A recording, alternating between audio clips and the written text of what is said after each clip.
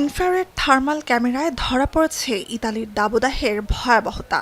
Greenpeace Italy জানিয়েছে, চলতি গ্রীষ্মে কলোসিয়াম, ভ্যাটিকানের মতো পর্যটন কেন্দ্রগুলোতে ভূপৃষ্ঠের উপরিভাগের তাপমাত্রাই ছাড়িয়ে গেছে 50 ডিগ্রি সেলসিয়াস। গেল সপ্তাহে তাপমাত্রা নজিরবিহীন উচ্চতায় পৌঁছে যায় রোম সহ ইতালির বিভিন্ন শহরে, স্বাভাবিকের চেয়ে প্রায় 10 ডিগ্রি বেশি। ভূমধ্যসাগর উপকূলীয় প্রায় সব দেশেই এবছর ফোসকা পড়া গরম। তুর্কিয়েতে তাপমাত্রা স্বাভাবিকের চেয়ে 8 থেকে 12 ডিগ্রি ছাড়িয়েছে বারবার। তীব্র তাপ প্রবাহের প্রভাবে পর্তুগাল থেকে গ্রিস ও আলজেরিয়ায় আফ্রিকার উত্তর উপকূল পর্যন্ত দাবানল ছড়িয়ে পড়েছে। গরমে পর্যটকদের মৃত্যু ও তাপমাত্রার পারদ 44 ডিগ্রি ছাড়িয়ে যাওয়ায় স্কুল ও বেশ কিছু পর্যটন কেন্দ্র বন্ধ ঘোষণা করে গ্রিস।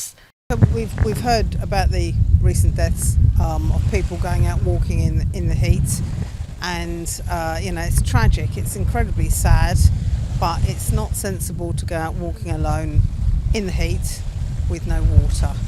ইউরোপের দক্ষিণে সবশেষ দাবদাহের কবলে পড়েছে স্পেন। কিছু অঞ্চলে বছরের এই সময়ের তুলনায় তাপমাত্রা কম থাকার পরপরই গেল সপ্তাহে প্রখর রূপ নিয়ে ফেরে গ্রীষ্ম। রোববার কর্দোবা শহরে তাপমাত্রার পারদ 39 ডিগ্রিতে পৌঁছানোর পরপরই দেশের দক্ষিণাঞ্চলে সতর্কতা জারি করে আবহাওয়া বিভাগ।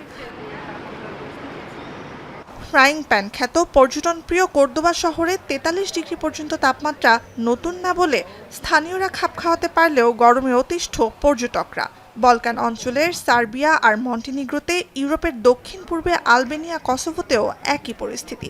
বিশ্ব আবহাওয়া সংস্থার তথ্য অনুযায়ী গেল 20 বছরে ইউরোপে গরমে মৃত্যু বেড়েছে 30%।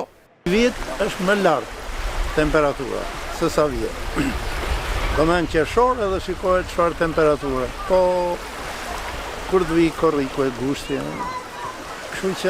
Si vieta smanzai. শুধু ইউরোপ নয়, প্রাণঘাতী গরমে হাঁসফাঁস অবস্থা বিশ্বের বিভিন্ন প্রান্তের কোটি কোটি মানুষের। গেল সপ্তাহ জুড়ে উত্তর আমেরিকার বড় অংশে তাপমাত্রা ছিল বছরের এই সময়ের স্বাভাবিকের চেয়ে অনেকটা বেশি। কিছু স্থানে তাপমাত্রা টানা 100 ডিগ্রি ফারেনহাইটের বেশি। জুনের শুরুতে মেক্সিকোতে শুরু হওয়া হিটডোমের প্রভাবে যুক্তরাষ্ট্রের মধ্য পশ্চিম ও উত্তর পূর্বাঞ্চল থেকে গরম বাতাস ধেয়ে যাচ্ছে দক্ষিণ ও দক্ষিণ পশ্চিমে। বিরামহীন দাবদাহে বেশ কয়েকটি অঙ্গরাজ্যের অর্ধশত স্থানে শুরু হয়েছে দাবানল। 2021 সালে এমন হিটডোমের প্রভাবে যুক্তরাষ্ট্র ও কানাডায় তীব্র গরমে প্রাণ যায় 1600-র বেশি মানুষের। I have 5 bottles water in the bag. Backpack. Everyone, make sure you stay hydrated, because even me, I get dehydrated, and I got to make sure I'm always drinking water. Ice cold water for today, guys. চলতি বছর মেক্সিকোতে তীব্র গরমে অসুস্থ হয়ে প্রাণ গেছে 150-র বেশি মানুষের। প্রচণ্ড গরম সহ্য করতে না পেরে গাছ থেকে একের পর এক বানরের মৃতদেহ পড়ছে বলে জানিয়েছে স্থানীয় সংবাদ মাধ্যম। ভারত, পাকিস্তান সহ দক্ষিণ পূর্ব এশিয়ার বড় অংশেও গরম প্রাণঘাতী হয়ে দাঁড়িয়েছে।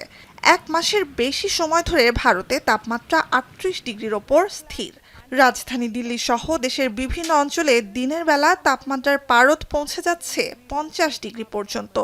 3.5 কোটি মানুষের শহর নয়াদিল্লিতে 55 বছরের সর্বোচ্চ রাত্রিকালীন তাপমাত্রা রেকর্ড করা হয়েছে চলতি গ্রীষ্মে 35 ডিগ্রি সেলসিয়াসের বেশি। ইতিহাসের দীর্ঘতম দাবদাহ পার করছে দেশটি, বলছে ভারতীয় আবহাওয়া বিভাগ। গেল 3.5 মাসে ভারতে দাবদাহে প্রাণ গেছে শতাধিক মানুষের। হিটস্ট্রোকে আক্রান্ত হয়েছে 40,000-এর বেশি মানুষ। গরমে অসুস্থ হয়ে মৃত্যু সবসময় ঠিকভাবে নথিভুক্ত হয় না বলে প্রকৃত সংখ্যা আরও বেশি হতে পারে বলে ধারণা করা হয়। অবস্থা আরও করুণ পশু পাখিদের। উত্তরপ্রদেশের কানপুরে হিটস্ট্রোক আর পানি শূন্যতায় প্রাণ হারানো বাদুড়ের দেহ পড়ে আছে মাঠে ঘাটে, শত শত মৃত বাদুড় ঝুলছে গাছের ডালে। Air is increasing day by day, like it's 45 degree, 46 degree, 47 degree, and the real temperature is this. But when you go on the Google and search about the temperature, how it's feeling, it's showing feels like 57 degree, 55 degrees or 58 degrees.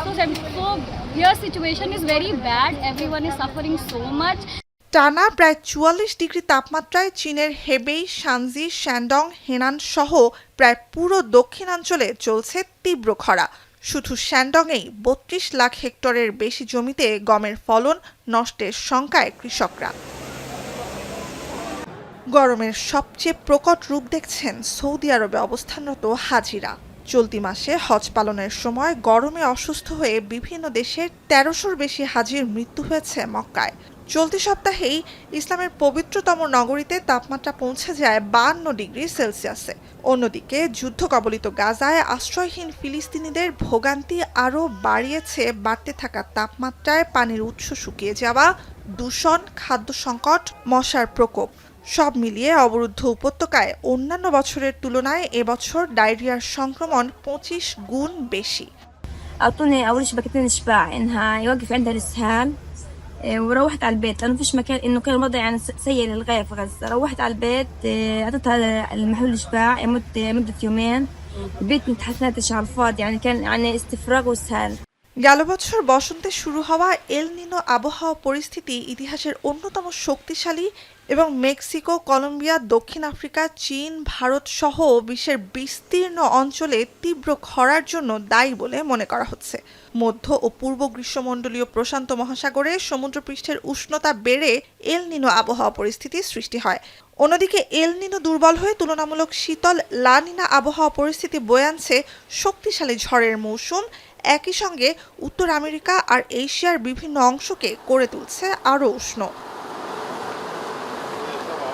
বিশ্ব আবহাওয়া সংস্থার সাম্প্রতিক প্রতিবেদনে বলা হয়, ইতিহাসের উষ্ণতম বছর হিসেবে ২০২৩ সালের রেকর্ড ভেঙে যাবে আগামী ৫ বছরের মধ্যে। নুসহাত কামাল, এখন বিশ্ব।